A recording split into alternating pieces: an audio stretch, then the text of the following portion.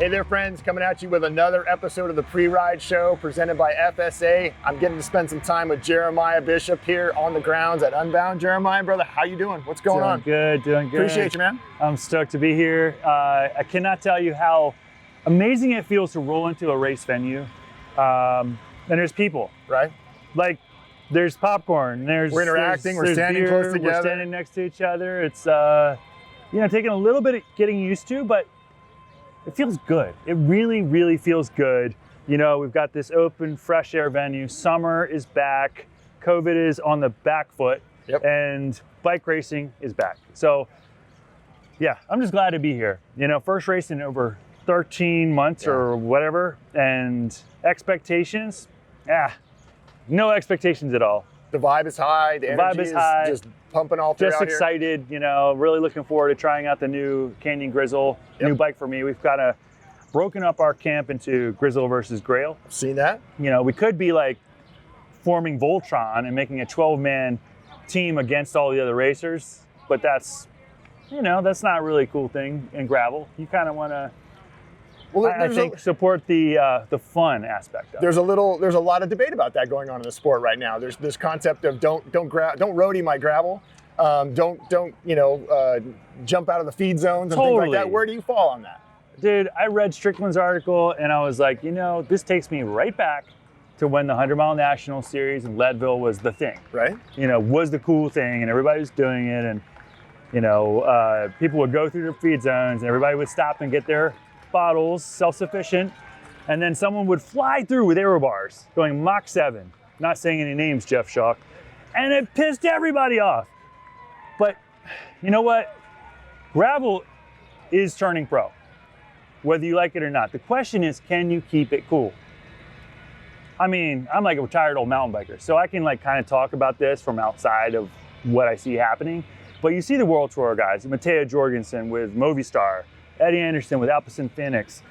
I mean, trust me, if it weren't for COVID, there'd be more international riders here than there are. Absolutely. And it's only going to get more prestigious, more media, and more racy. Yeah. I mean, let's just put it, you know, once people have $10,000 bonus to win the race, guess what?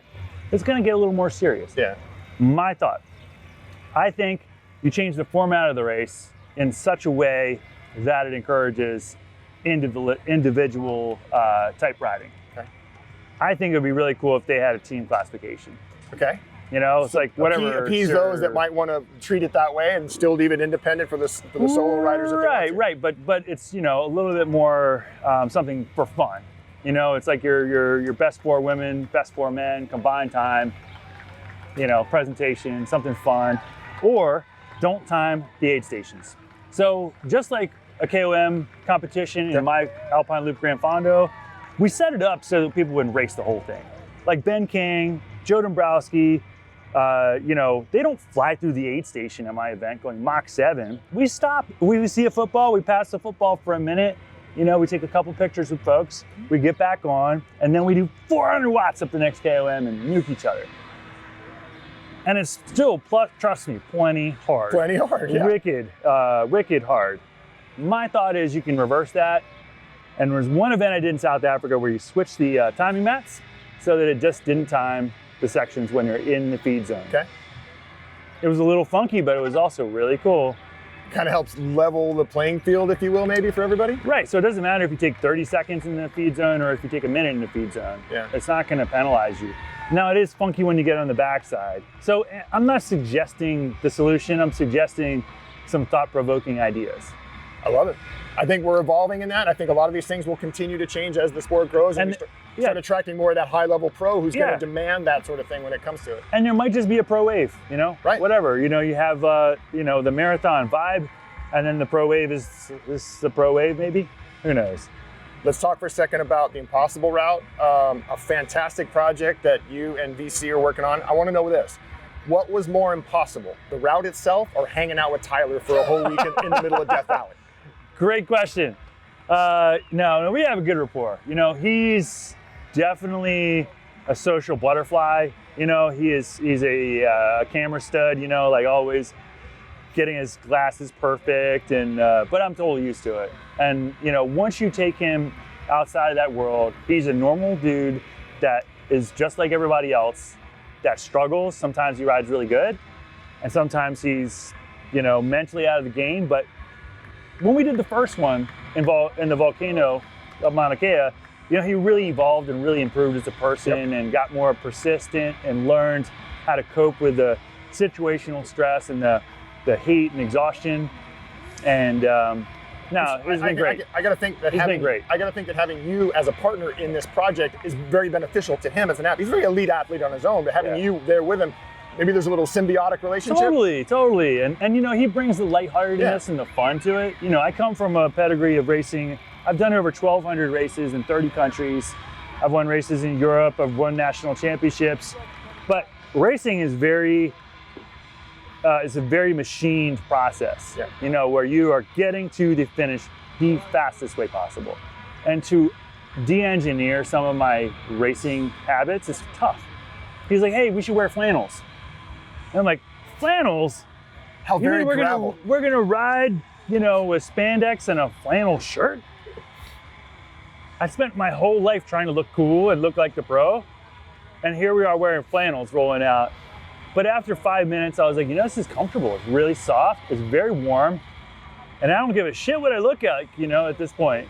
So it looked good on the video, man. Thanks. And I think I really respect that he makes his own style. Yeah. He's not afraid to say, hey, I'm a trendsetter. I'm gonna do it my way. And that's what I think I want to see stay in gravel. If you want to rock a sleeveless jersey, cool. Just do it. Be yourself. The aero bars, though, we're anti-comfort bars. I've been corrected once already. We're anti-comfort bar? Dude, aero bars are fast. I freaking started this whole crap. I'm ashamed to say, I'm the guy who rolled up to Leadville 100 in 2015 with aero bars. He was pointing at you, laughing. I got a few points, but we rolled sub-6 the first time anyone has gone sub-6 at Leadville 100. It's fast. It's also, I think it takes a little bit of the excitement out of the racing dynamic. Okay. I mean, I like the pack dynamic, the tactics, when you get by yourself in the aero bars, it's kind of a safety blanket. Yeah. So I came here without them this time, and I'm going the other way. I'm going old school. I'm rocking the grizzle, and I left my aero bars on the shop desk. I mean, I don't know. I don't know if I'm becoming old or becoming a purist or. That's all right. Nothing wrong with it either way. But I feel like I wouldn't be like riding around the neighborhood or doing my local gravel rides with the aero bar. So why am I bringing it to this? Real quick, back to the Impossible Rocks. I know you guys finished across Death Valley. You got another one in the can here over the festival. In the middle of all this, you guys went and did another one. Absolutely. And then more down the road? Yes, sir. So, it's interesting. This the whole series started out as Impossible Route Death Valley, which is the Keystone expedition. 7 days, just really, really hard, high level production. And then we're going to do 3 more that are moderately high level production, but shorter. Trans-Appalachian Lost Roads, which we just filmed last weekend. Okay. Still a little tired from that.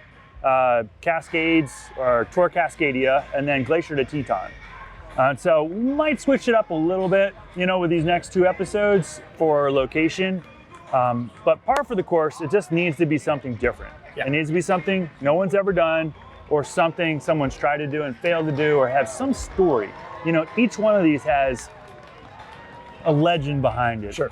And I think if we continue to anchor it with the good stories, have some additional characters come in, it keeps it really fun and fresh, keeps us on our toes. Because we're starting to get good at this now. Tyler's no longer a beginner. Yeah. And so it's seasoned pro and beginner, backpacker, bike packer, but he's starting to get really good. Yeah. And so it was really fun to have Travis Longfellow, Tyler's roommate, along in this last one. Shit got sideways, but you just have to wait to watch the film. It should be out in about 3 or 4 weeks. When they get sideways, though, that's when it gets really good sometimes, because that forces you to pull in those resources that you need to rely on in order to get out of that situation. Yes. We have to think on our feet, and as I like to say, you can plan, everything, but it just, reality hits, Mike Tyson said, everybody has a plan, but then you get punched in the face. Yep. Just amazing quote for all the spreadsheets, the Google Docs, all of the route planning, all of the identification of waypoints.